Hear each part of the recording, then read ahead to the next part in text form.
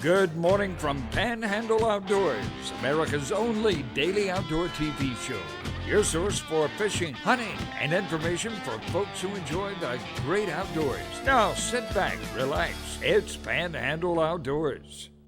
Good morning, folks. Welcome to Panhandle Outdoors. I'm Winston Chester. I'm glad you're here this morning. We got a great show lined up. First, I want to thank Victor Hathco for covering yesterday. Great job on that video and all. And Victor's our South Walton correspondent, and he did a great job. I appreciate him. We got correspondents scattered throughout our Panhandle.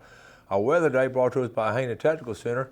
And before we get into weather, this is a special day because it's the first day of spring, March the 20th. It's always special for many, many reasons. I always like to tell, on March the 20th, tell my wife, Gail, how much I love her, how much I appreciate her. So I love you, Gail. I appreciate everything you do for me, our family, our TV show, and everybody around. You're just a special lady. So happy, just a happy day on spring, the first day of spring. So we'll get started now. And also, when a lot of people talk about the weather changing in the spring, now remember, it's windy, it's sort of damp and cool. The first day of spring is never like a really beautiful spring day. It comes like a week or two later. So it's just fascinating watching it. Our high today is going to be 70 and low tonight 45. And water temperature, I've been checking it, 65.3. So it's not really just climbing up there and staying around at 68. It's staying more closer to 64 and 65. Here's 66 some. I got a good report from the pier. I'm going to give you a little bit later. Our river readings, Apalachicola, Bluntstown, 14.9. It's sort of leveled off a little bit. It looks like it's going to start dropping for the weekend. Choctaw at Caryville, 7.8, and it's dropping some too. Our tide chart brought to us by Kent Forest Lawn. We're looking at a low tide at 6:49 and a high tide at 11:09 p.m. And it's just it's odd. We're in these. The next couple of days going to be neap tides. I thought it's sort of funny with the first day of spring. Everybody want to go fishing and all, but our tide all through the weekend going to be all neap tides. So not a lot going on, but there will be some fish caught. Marine forecast be north-northeast at about 6. Let's take a break. We'll be right back.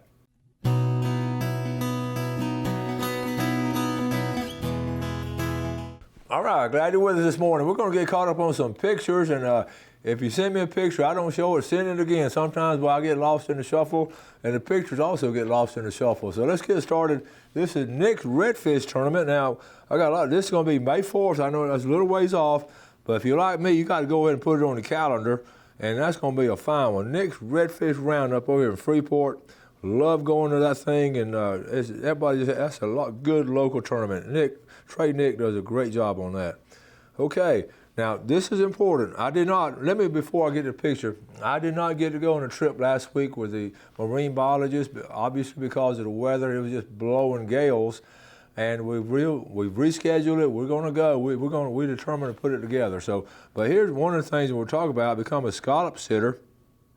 And if you live near St. Andrew or St. Joe Bay, and if you can do it from June to December, and you have access to the bay, so you don't have to live on just access, a private dock, and willing and able to clean scallop shells or check the salinity and enter data. That would be so interesting, especially for a young person.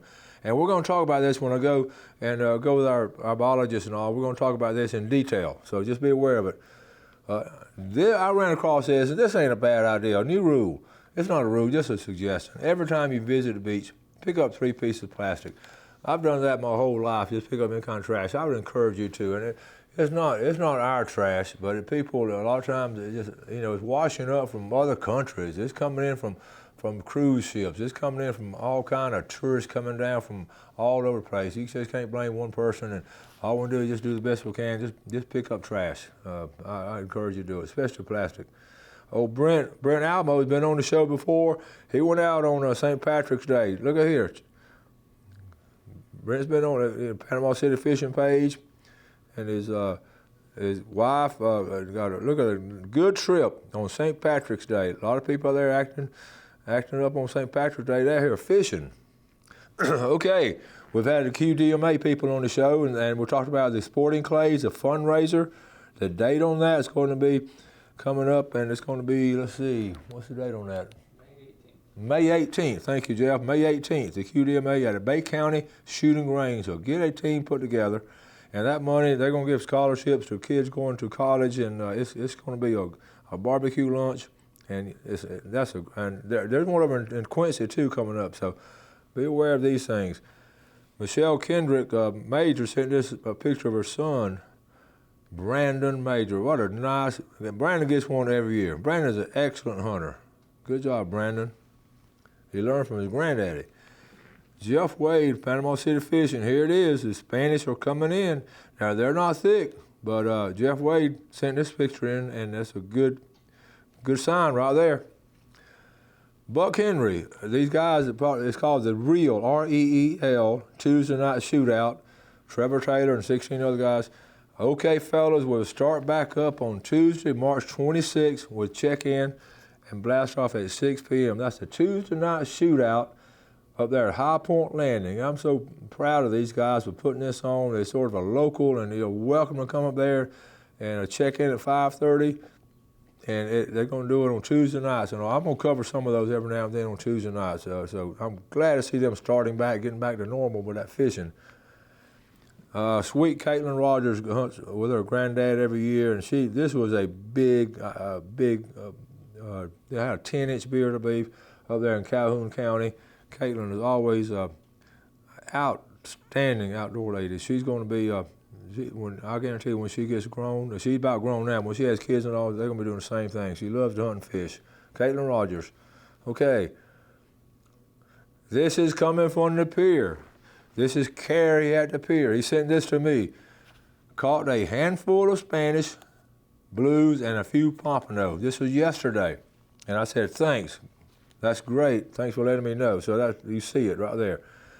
Okay. Hey, Winston, Bruce Van Weeren here. Caught these nice fish on Watapo Creek yesterday. Females full of eggs. The one on the lower left is just over 11 inches. Fish fry soon. I know that was a fine fish fry right there from Watapo Creek. Thank you, Bruce, for sharing that, and good job. Ichabod 4-acre, fishing with Chris 4-acre, Lake Talquin stripers. Good time of year to catch those stripers from Lake Talquin, below the dam, Lake Seminole. There's another one right there. Good job. The 4 acres. Okay, Kyle Hellett. I don't know the details. I used to know the details, but I know Kyle posted this. How's that for a catch dog with Gary Buchanan and Larry Buchanan? I don't know what's going on here. I don't know if this dragging it or just already got him and all, but a big hog right there.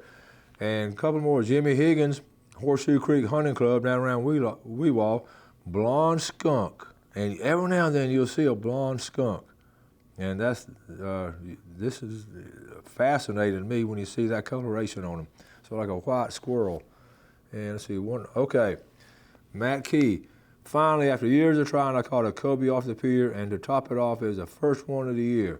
Thank you, Trevor Angeles, Tom Eddix. There it is, the first one off the pier. Good job there. I think that's going to wrap up our pictures. I told you we had a bunch of them, and we got more we show later. Let's go and take our break, and we'll be right back.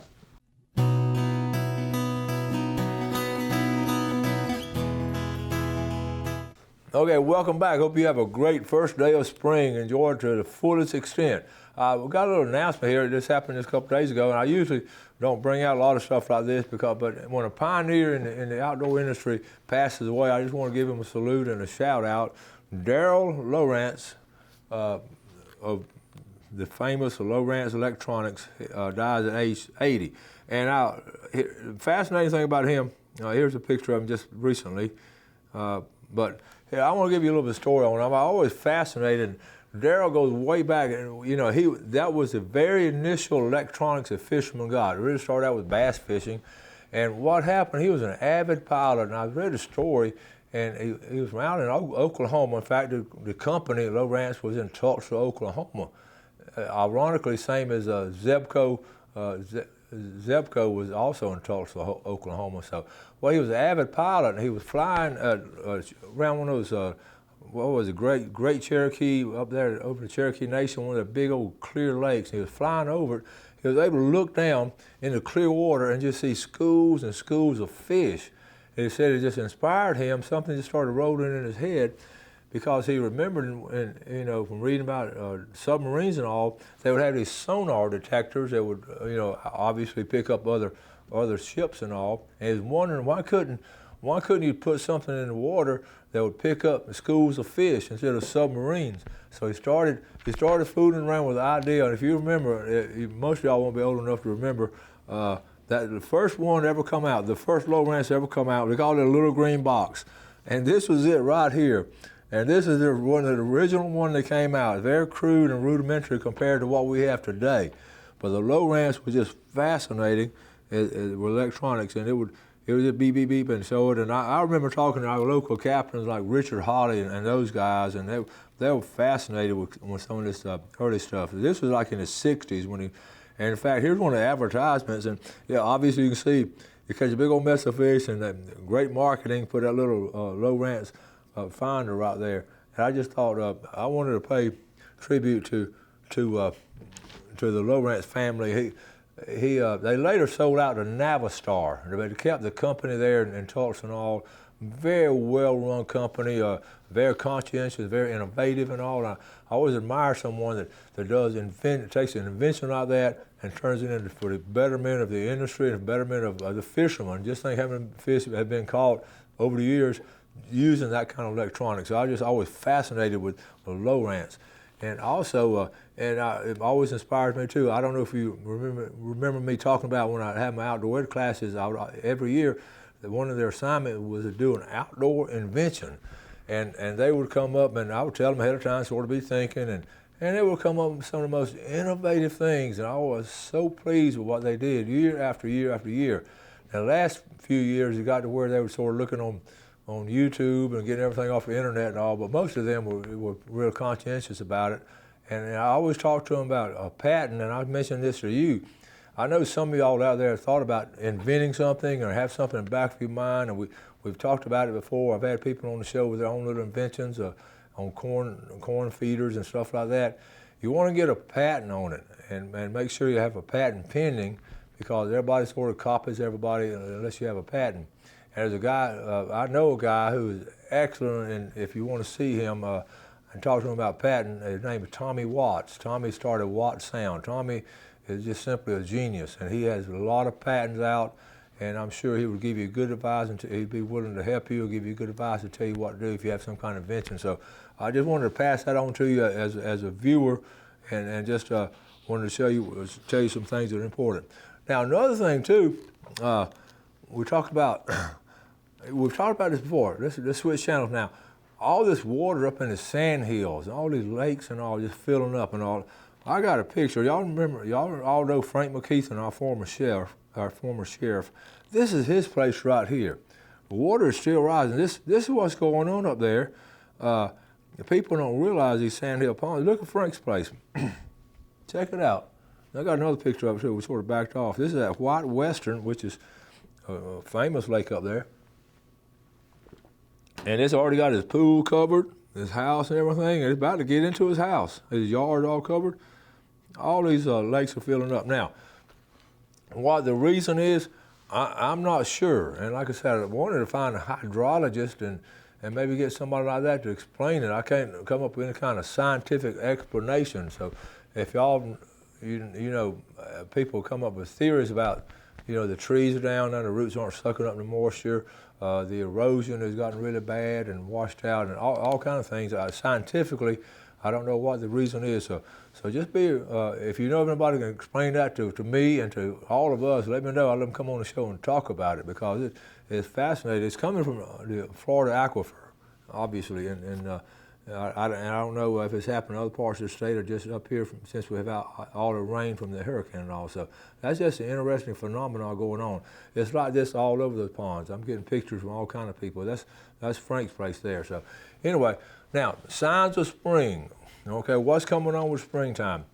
Obviously the typical things like the blooming of the flowers. You always start off with the azaleas, and then the graybeard and the pear trees and all.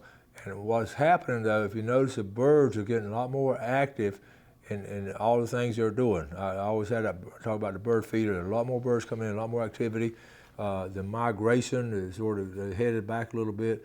But if you go out in the woods, you see these buds coming out of all these little trees. Even though the trees are leaning, the leaves are popping out. It's just fascinating to see that new growth coming up.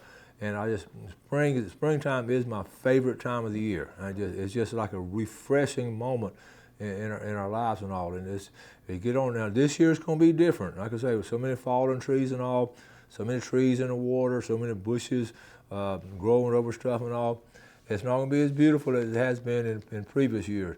But with that being said, it's still going to be a beautiful spring, and I want you to just sit back, relax, enjoy it. I saw an azalea growing up in an old yard in an abandoned place the other day.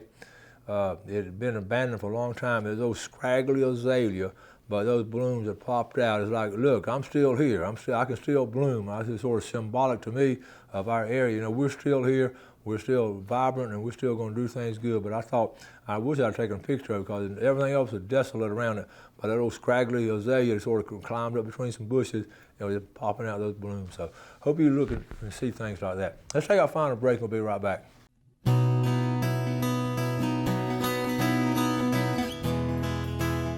Okay, welcome back. Let's go ahead and do a fishing report right here, the smack dab middle of the week, because it's the first day of spring, and why not? And I got a good email here from Larry Brown, our correspondent over there on the Choctawhatchee River and Choctawhatchee Bay, and lives over there at Bunker, and he fishes a lot. So I love to have people. This is ground roots kind of folks giving us stuff. I'm going to go and read it to you. The east end of the Choctawhatchee Bay system, okay, seems to be waking up. The trout are showing up better, but mostly small. Redfish are in the bay and growing in numbers, but still not as good as most years. West of 331 is best, okay?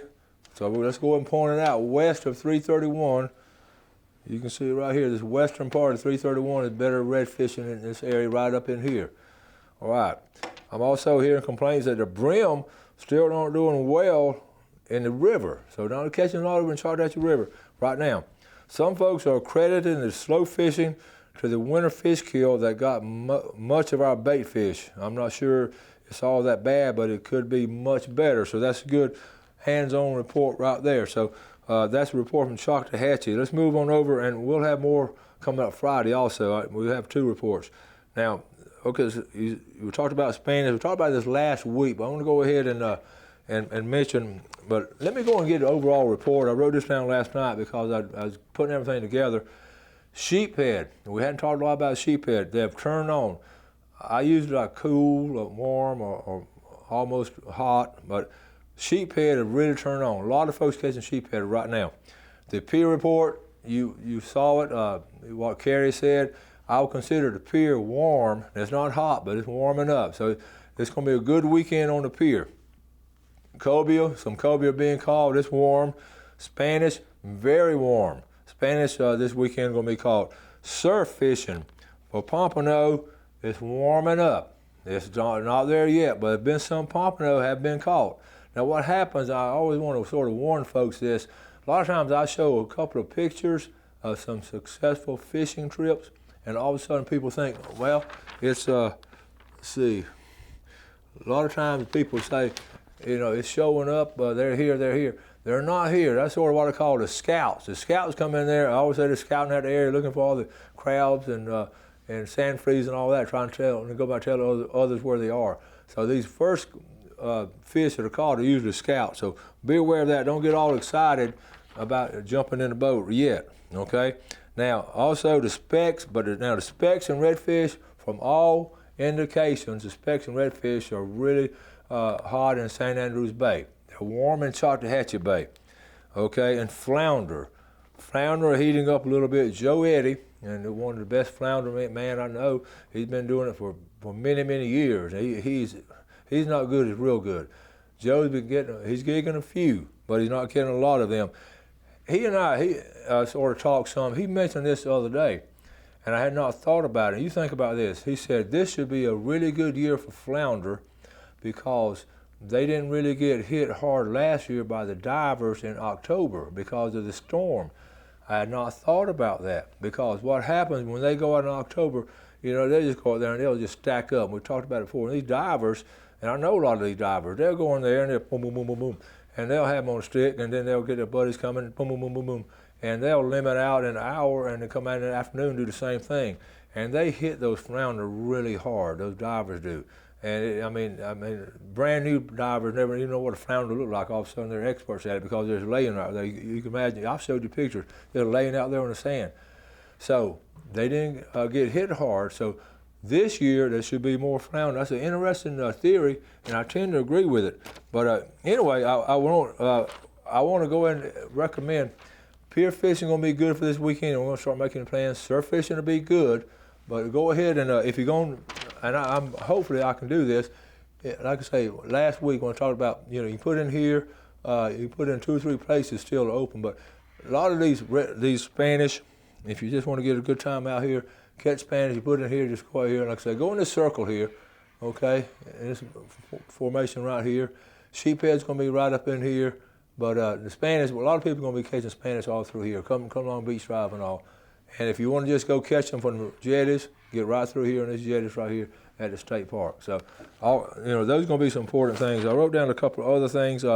Just be sure when you're fishing for those Spanish, a lot of folks get excited and sort of cut in front of other people. Be observant and be considerate of other folks and all, and just, like I say, follow that circle. I cannot overly emphasize that.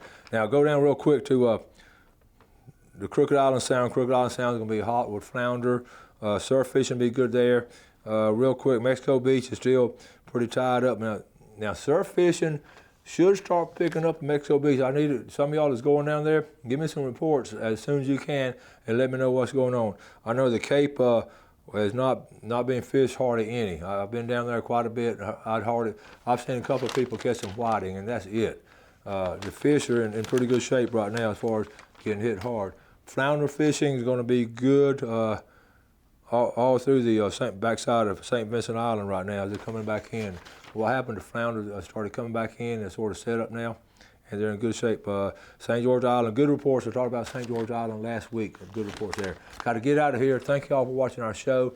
Do something good today for someone. Have a great first day of spring, and God bless.